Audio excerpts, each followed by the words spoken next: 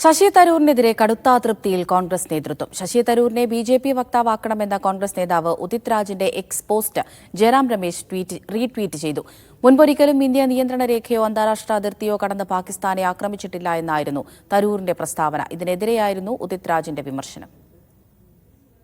PR Aravind വിവരങ്ങൾ നൽകാനായി ഡൽഹിയിൽ നിന്ന് ചേരുന്നുണ്ട്. അരവിന്ദ്, തരൂരിനെതിരെയുള്ള ഈ അഭിപ്രായ വ്യത്യാസങ്ങൾ, അതൃപ്തി ഇപ്പോഴും അങ്ങനെ തന്നെ നിൽക്കുകയാണല്ലേ കോൺഗ്രസിനകത്ത്?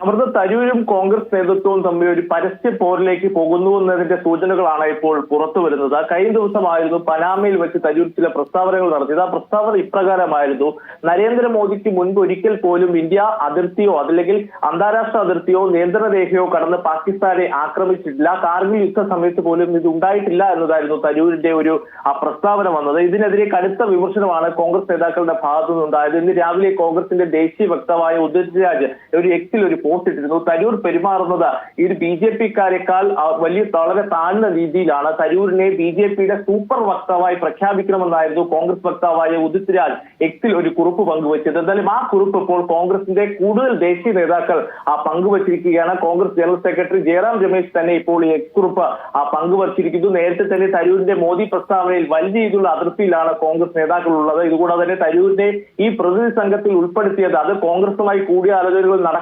നടത്താതെയാണെന്നുള്ള വിമർശനം ഉണ്ടായത്. കാരണം കോൺഗ്രസ് നൽകിയ 4 പേരുകളിൽ ഒരു പേര് മാത്രമാണ് കേന്ദ്രം ഈ പ്രതിനിധി സംഘത്തിലേക്ക് പരിഗണിച്ചത്. പക്ഷേ തരൂരിന്റെ പേര് നൽകാതെ തന്നെ തരൂരിനടക്കം ഈ പ്രതിനിധി സംഘത്തിൽ ഉൾപ്പെടുത്തിയിരുന്നു. അടിക്കടെ മോദി ട്രംപ് കൂടിക്കാഴ്ച തരൂർ പ്രശംസിച്ചതും അതുപോലെ തന്നെ മറ്റ് ഓപ്പറേഷൻ സിന്ദൂറിലടക്കം നരേന്ദ്രമോദിയെ പ്രശംസിച്ച നിലപാടുകളിൽ കടുത്ത അതിർത്തിയിൽ നേതൃത്വം തുടരുന്നു. തരൂരിനോട് ഈ നിലപാടുകൾ ഒഴിവാക്കണമെന്ന് പലതവണ നേതൃത്വം ആവർത്തിച്ച് ആവശ്യപ്പെട്ടിട്ടെങ്കിലും അത്തരം നിലപാടുകളിൽ നിന്ന് പിന്നോട്ട് പോകാൻ തരൂർ തയ്യാറായിട്ടില്ല. അതിലെ ഒരു പരസ്യ പോരിലേക്ക് കാര്യങ്ങൾ വഴിമാറിയിരിക്കുന്നു. ദേശീയ നേതാക്കൾ സമൂഹ മാധ്യമങ്ങളിലൂടെ തരൂരിനെതിരെയുള്ള വിമർശനം ചൂണ്ടിക്കാണിക്കുകയാണ്. ഉദിത് രാജിന്റെ എക്സ്പോസ്റ്റ് പങ്കുവച്ചുകൊണ്ടാണ് ഇപ്പോൾ ഈ വിമർശനം ഉന്നയിച്ചിരിക്കുന്നത്. ഇതുകൂടാതെ തന്നെ പല ആർട്ടിക്കിളും മുൻപ് ഇന്ത്യ പാകിസ്ഥാനെതിരെ നടത്തിയ ആക്രമണങ്ങളുടെ ലിസ്റ്റുകൾ അടക്കം കോൺഗ്രസ് നേതാക്കൾ എക്സിലൂടെ പങ്കുവയ്ക്കുന്നു. എന്തായാലും വലിയ രീതിയിലുള്ള ഒരു പരസ്യ പോരിലേക്ക് കാര്യങ്ങൾ ഇപ്പോൾ കടന്നിരിക്കുകയാണ്. PR അരവിന്ദാണ് വിവരങ്ങൾ നൽകിയത്.